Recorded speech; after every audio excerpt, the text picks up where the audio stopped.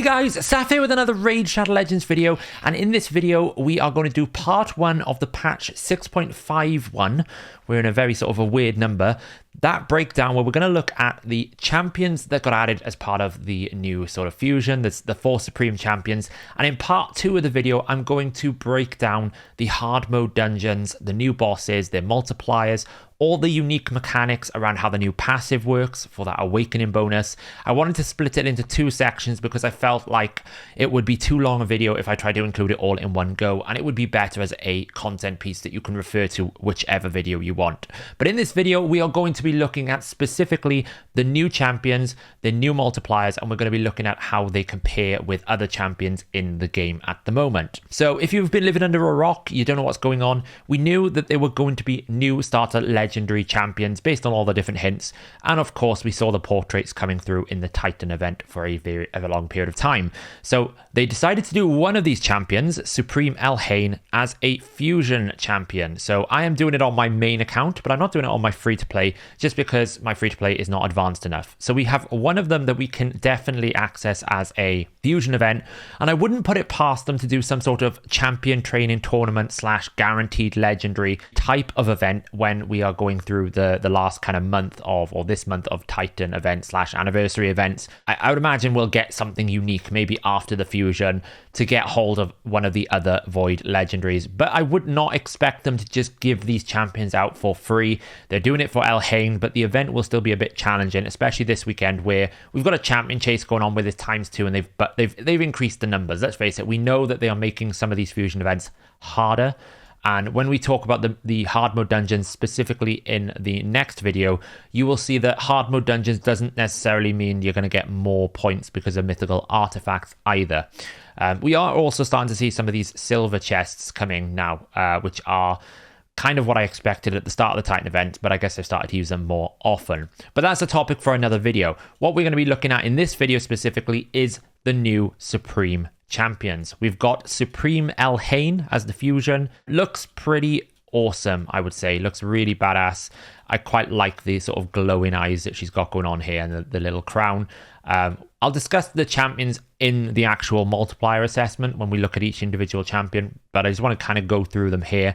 We've also got Supreme Aether, which, you know, I was watching a Hellhades video going through them, and I have to kind of agree, she doesn't look that much different compared to her base model. I mean, if we look at Supreme, just look at Aether down here, it kind of looks the same. It's not, it's just like a little bit more glowy. So I feel like they could have done a little bit more aesthetically with Supreme Hellhades. But we've got that. We've also got Supreme Galax, who is an orc, and he looks pretty badass as well. Like, he's got a little crown going on. Some flaming axes. Again, not too dissimilar from his base model, but I think at least because he's got a crown, he looks a little bit different. You know, activates some HP burns, which looks kind of cool. And then finally, we have the Dark Elf, which, you know, when these were getting announced, I was like, I bet they make this one the most OP one. I bet it's always going to be, because whenever we've had any version of the starter champions, whether it be Ultimate or Dark, they always tend to be that Kale or Kyle, or however you want to call him. It sounds too much like Superman when you say Kyle. Kale basically always ends up being the better champion. Dark Kale is by far the best dark version of all the champions. Normal base Kale is the best starter champion, and I also think as well that Supreme Kale is way better than the rest of them as well. But we've also got Supreme Kale, who looks, I think, the best out of them all, if I'm being honest. He looks really, really cool. A great addition. Someone was talking about something about the pendant here. They were going pretty deep dive, something to do with that and Supreme Hellhades. I'm not entirely sure what that was about. Something about a pendant, that they're sharing a pendant or something. I don't know. But we've got those 4 champions. So in this video, we're going to look at their multipliers, and then we're going to do a bit of a math assessment in terms of where do they position themselves in the current ecosystem of damage dealers in the game. So we're going to start with Supreme Galax. Supreme Galax is a kind of a HP burner. Like, a lot of people will probably look at him and go, it's the new ninja or the new Chronum. I personally don't value this champion as high as I've seen other people. I know people in chat yesterday on Hellhades stream were like saying, oh, Galax the best of the lot. I actually think his problem is the number of attacks he's going to do. But he's got a good base attack of 1509. He's got a base speed of 100. So that's pretty good base stats there, high base attack for a legendary, which you'd expect considering all 4 of these are void legendaries. So they've got to be pretty good if they're going to dilute the void legendary pool. His A1 is a double attack, 2.1 times attack times 2. It is godlike. It's a very strong hit. And to be honest, all of them kind of hit really hard. Now, the A2 is rated as weak because we're calculating it as if you're randomly attacking one target, not randomly attacking the same target. So if you hit all 4 attacks on a single target like a boss, then it goes up to godlike. But if we were targeting a wave, then it's weak. It's the way we kind of deal with random attacks. It's actually quite awkward. But he's a 1.65 times attack times 4. And then his A3, his AoE ability, is a 4.6 times attack, and that is godlike. And that is quite a high multiplier for an AoE ability. Now, his utility, in my opinion, he is probably a very good Hydra champion, bringing HP burn and block buffs. If you don't really have a Geomancer, you don't really have an Ugo, you don't really have like an Archbishop, Pintroy, or you don't really have like another option for kind of getting damage out there, then he's probably a great pick. But I still believe he's probably, like someone in my clan said it best, he's the Hydra champion you don't really need, because I still think Ugo, with the ability to cleanse the heal reduction, with the ability to place block debuffs with a decreased defense, is just a better overall champion for your team. I think Geomancer will produce more damage because his burns and his passive particularly are extremely good, and you've probably already got him built anyway for someone like Iron Twins. I think Bishop is a better support champion for block buffs than sort of bringing Galax here. And the main concern I have with Supreme Galax, especially in Hydra, is he's going to attack and activate more burns that he can provide. The A3 is on a 3-turn cooldown, which is great, but the A1 is only a single target extend, but the A2 is a activate HP burn and decrease that duration. So if he happens to hit one Hydra head who you've got behind a poison cloud at the moment and it's burnt, and he activates all 3 burns, then all of a sudden you can't do anything to that boss until that poison cloud drops out, and you obviously can't burn it. Now, of course, he's got block buffs. You would say, well, he's going to block the poison cloud. But there are situations where a head can respawn and various different things. I think it's just my concern with him that I think he's going to outrun his burns. Now, he doesn't work for Sand Devil because he attacks too many times. The key thing and the key trick with a lot of the Sand Devil tunes that you have, they only attack up to 5 times. Chronum does 3 and 2. Ninja does 3 and 1. So as long as you are under 5 attacks, you don't activate the boss's passive, which means the boss doesn't gain that 50% turn meter, and you can fall into that duo solo pattern. I think he's going to attack too many times. Now, there could be that people find a tune with him, but that's what I think. I don't think he's going to be used for Sand Devil. He probably has some usage on the new Ice Golem hard mode, but again, I don't really think necessarily that HP burn is a powerful strategy. I just think it's one of the strategies. And I don't think anyone would drop him over Ninja. I don't think anyone would drop him over Chronum, because Chronum is going to activate more often. He's got that Jamasa revive passive. There's lots of utility you can do with Chronum. So I think overall, a great Hydra option for you if you pull him up. But as a Void Legendary, I think he is not that good for Void Legendary quality. I think he's a good Legendary, but I think, yeah, not a Void Legendary for me. Next up, we've got probably the only one that I would rate as a Void Legendary here, Supreme Kale. Now, when I talk about what I rate as a Void Legendary, I'm comparing them into two bands of Void Legendary. We have like the Ultra S tier Void Legendary, such as Yumiko, Jorgid the Broken, Nekret the Great. You've got things in there as well, like Warlord, champions that do something that no other champion in the game can do, and they're utterly so good at it that they become so dominant. That's kind of like S tier Voids. And then you've got an A tier Voids, which are basically Void Legendaries that do a good job at something and actually are quite good. People like Isaga, Warcaller, people like Vlad, people like Constantine. They're not necessarily in the top tier, but they're probably better than the average Legendary in the game. So when I'm looking at what is constituting a Void Legendary, considering how difficult it is to acquire Void Legendaries, the last thing you want is to add more Jingwons into the Void Legendary pool. Now, Jingwon obviously got a bit of a buff. He's now somewhat usable in a very niche scenario, but he's still a terrible Void Legendary when you compare him to the strength of someone like Yumiko, Warlord, Siphi, those types of champions. So Supreme Kale is the only one that I would say gets into the A tier. I think he's on par with someone like Vlad because of his ability to essentially resist bust. And what I mean by that is his A3 ability, where effectively he reduces the amount of accuracy your team needs by 64%. When you apply the decreased resistance and then provide the increased accuracy to your team, you can take something down from like 375 accuracy required to 134. It makes your team building significantly easier, and if we're going to get more content like the Sand Devil and Iron Twins where you need 600 plus accuracy, or in those kind of ranges, then he becomes kind of like that buster that just fits in and fixes a lot of those problems. He's also a triple AoE champion, so you've got options in terms of stun set building, you've got options in terms of provoke building, you've got various different utility. He also does not require accuracy. All of his abilities can't be resisted. So I think he's an absolute monster for like resist busting. That is kind of like why I'm putting him as his 100% niche, which is why he is Void Legendary, because I don't think anyone in the game can do as much against resistance teams as this guy can do. So let's talk about his damage. He's got a base attack of 1531, which is actually higher than Supreme Elhain and Galax. He's got a base speed of 110. That is in the S tier of base speeds. 110 to 115 is the top range. That's where you get your Arbiters, your Siffies, your Kale, your Lady Kimmies, those kind of base speeds. He's got 3 A1s. His first is a 2.4 times attack, and that is average for an AoE A1. But keep in mind, he has a 75% chance of placing Weaken. That's probably the best Weaken A1 I've seen in the game. He's got a secondary AoE, which is its A2. That's a 4.6 times attack. That is godlike. And then the A3, which is the resist busting ability, is a 4.4 times attack, and that is also godlike. He also pumps poisons out, quite a lot of them. So I think, honestly, he is a monster of a champion, although you might find you struggle to fit him into some dungeon speeds just because he doesn't activate, right? Theodore's so good because he places poisons, extends poisons, and activates poisons. That's what makes him such an OP champion. But if you are facing situations where you need to progress in the game, where you need to acquire him for like beating some really high resistances, like he's going to make a lot of team building completely different. So not an S tier Void Legendary, but an A tier Void Legendary. I think of the four, the best champion by, I would say, quite a big margin. Next up, we've got Supreme Aether.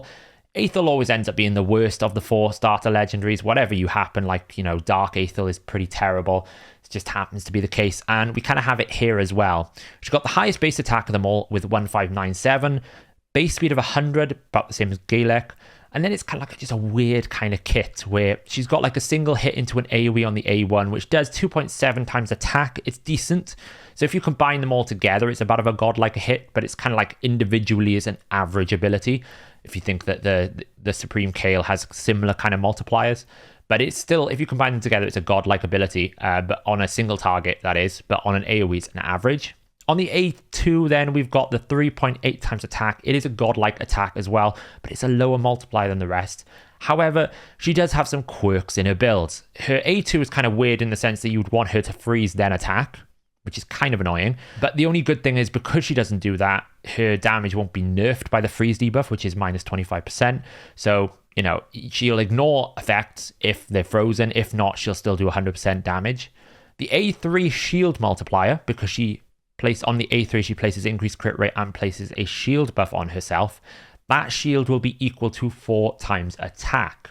Now, here's the thing to keep in mind. Her A1 will increase her attack by 30%. All of these numbers are assuming that she gains 30% more attack already. So we're assuming like max potential Aether here. So the shield can grow based on the A1 passive growing the attack. And then obviously if you put increased attack on, you can get quite a chunky shield. I mean, if you can get your Aether to something like 5,000 attack, well, when you put the attack buff on her, she goes to 10,000 attack, you're getting a 40,000 shield. That's not insignificant at all.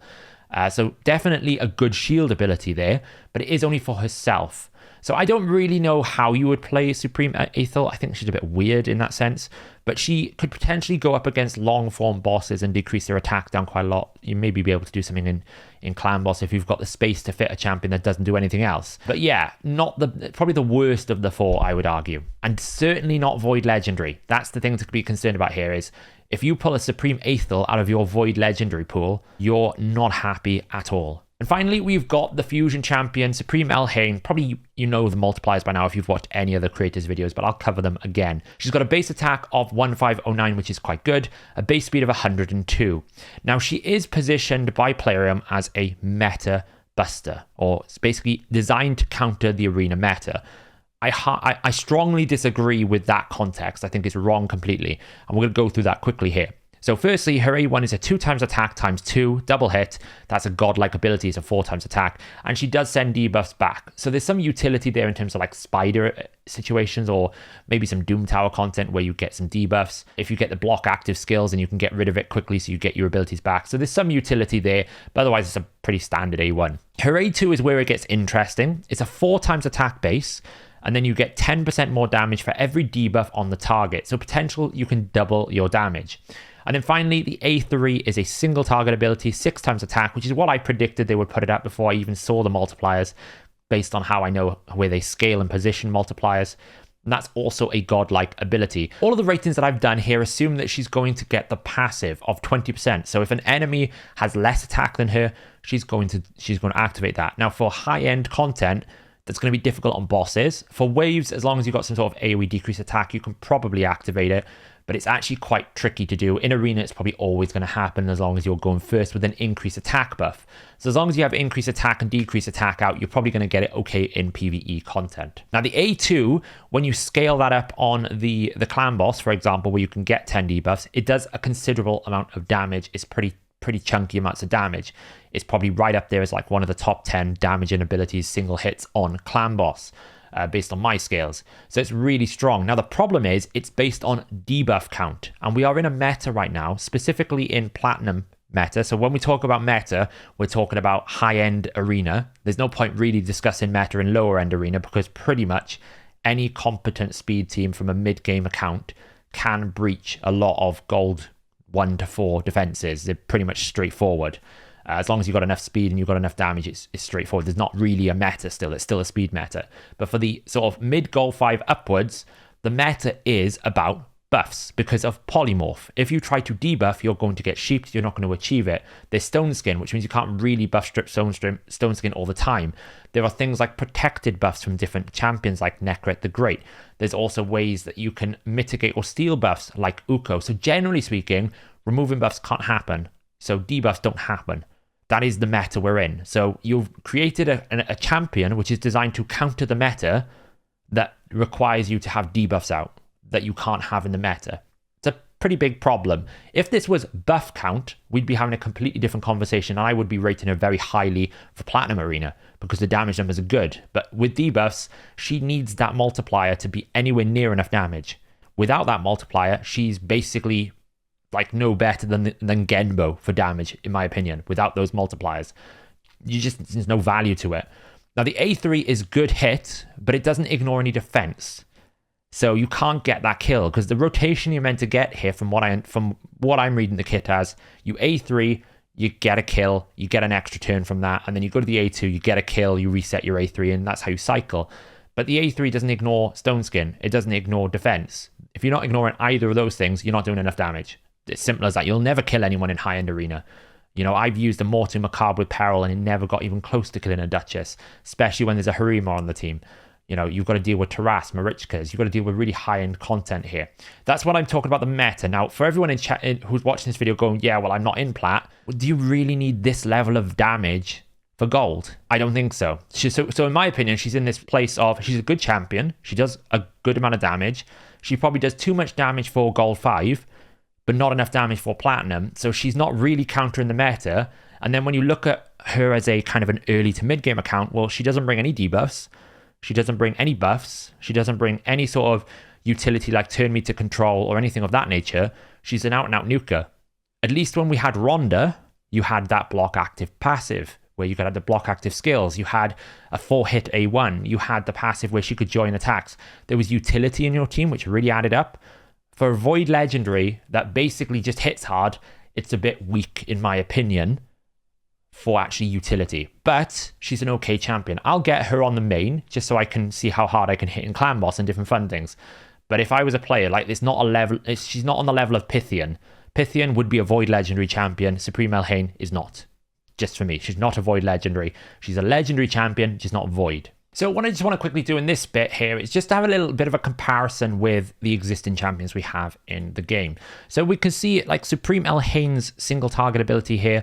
When we were attacking, say, a 2500 defense target, it's around about 44,000, which is putting her in the range of like a Phoenix A3, but it's not really in the tier of like a Candrathon A1, which is 55,000, a Phoenix A1, which is 47,000, like a Turvold A3 with I think around about 5 buffs or 4 buffs, maybe even 3 buffs here at 63,000. So you can see like it's a good hit, but if Phoenix A3 isn't one-shotting in the arena, then certainly Supreme Hellhades A3 is not. And again, remember, this is including that 20% passive.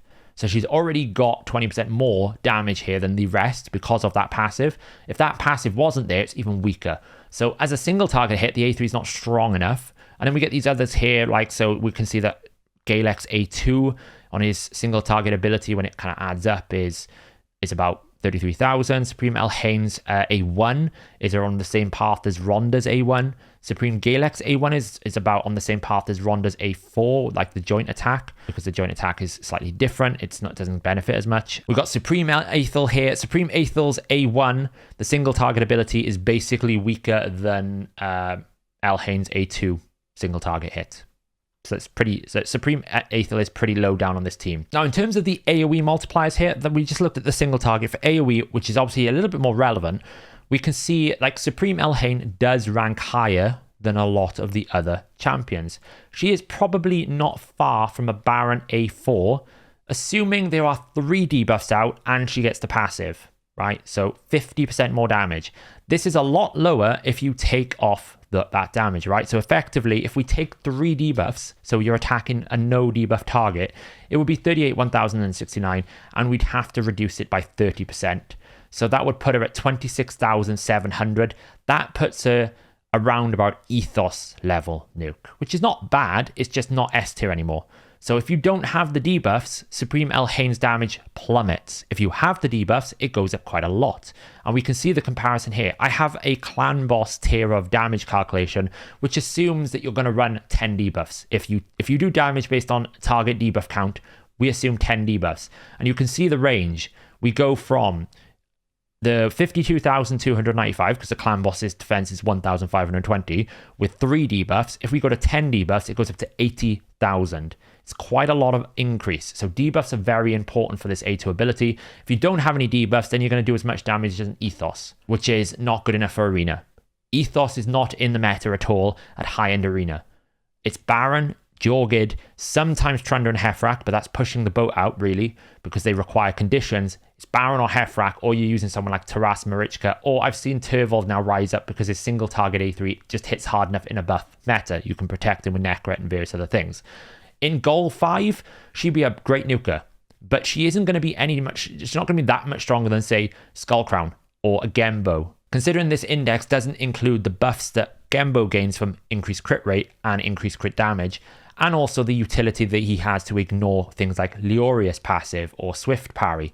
So when we talk, what I mean by she has too much damage for Goal 5, I'm talking about the fact that anyone who had Prime membership just got Gembo the Dishonored, who's a Void Epic nuker and doesn't require legendary books. That's going to do not that much less damage than a Supreme Hellhades without debuffs. Now, obviously, if you can get debuffs on the target, Supreme Hellhades is going to go up higher. But generally, if you're debuffing the target, you're putting decreased defense, you don't need more than what Gembo is going to give you. It's a bit of a weird one with Supreme Hellhades. I feel like that should have been target buff count. Then we are talking about a top tier Void nuker. Otherwise, she's basically the same as having a Gembo or an Ethos. Now, in terms of the other nukers available, Supreme Kale makes an appearance with 2 of his abilities that are pretty much just under Ethos level. Galax AoE is 25,000, so he would be a competent nuker. Aethel's A2 does hit quite hard at 25,484, but the fact that both of Kale's AoEs here on his A2 and his A3 appears in this top list makes me feel like Kale is a very, very strong nuker, right? Having 2 AoEs in Arena is better than 1. Supreme Hellhades does have the ability to get an extra turn on the A3, which helps, but Galax doesn't. So Galax will AoE, and then that's kind of it, right? You haven't got much else in his kit. Then the AoEs for the A1 are down here from Supreme Aether and Supreme Kale. They're pretty low. AoE A1s are generally quite weak anyway, so I never expect them. Like Skull Crown here, she double hits and she's doing 21,000, but a single hit is about 11,000. So, you know, it's about on the same as a single Skull Crown hit. So that kind of makes sense. But yeah, that's the damage comparison here. In terms of like, so to answer the question, will Supreme Elhain change anything in the meta? No. Should you basically get Supreme Elhain to be your arena nuker? Well, it depends on who your arena nukers are and what your team is. If you're in Goal 5 and you're farming with sort of a Void Legendary like Void Epic like Gembo or Skull Crown, I don't think she brings an awful lot more to that. Now, I've heard some people think that she could be used for like wave clearing. It's potentially possible, but I just think because she doesn't bring any effects or any buffs or debuffs, you're just putting a champion into your team, especially in the early to mid game, that's taking up a slot that could be a debuffer. Like Mistrider Daithia that I've got on my free to play, he can do AoE decreased defense and he's got an ability to give himself increased attack, right? That's utility that my Gembo didn't have. So I didn't max Gembo, I went for Mistrider Daithia, just because I felt like he had more utility in the current state of progression. If I pull Supreme Kale though, he is an excellent champion for progression. You put him in a stun set, he's going to help you get through waves, he's going to give you poisons on bosses, he can probably keep himself alive, he's going to reduce your accuracy requirement. That's the utility I'm talking about in terms of early to mid game to late game progression that Supreme Elhain doesn't have. But, you know, if we're talking about Clan Boss, Supreme Elhain could get up to 80,000 damage on that A2 if there's 10 debuffs out there. That's like up there with some of the hardest hitting damage abilities on Clan Boss. You know, I think Alika can hit for like 100,000 on an A1, just as an example, for both hits. So it's pretty strong. So I will be getting Supreme Elhain on my main to basically see how hard I can hit on that A2 in Clan Boss. So there you go, guys. That is the end of part 1 of the patch notes video. I will be doing part 2 when I go over all the hard mode dungeons, the drop rate specifically. I'm going to look at all the different boss mechanics, the multipliers. I felt like that deserved its own video. And yeah, I'll catch you guys for that second half of the patch notes breakdown.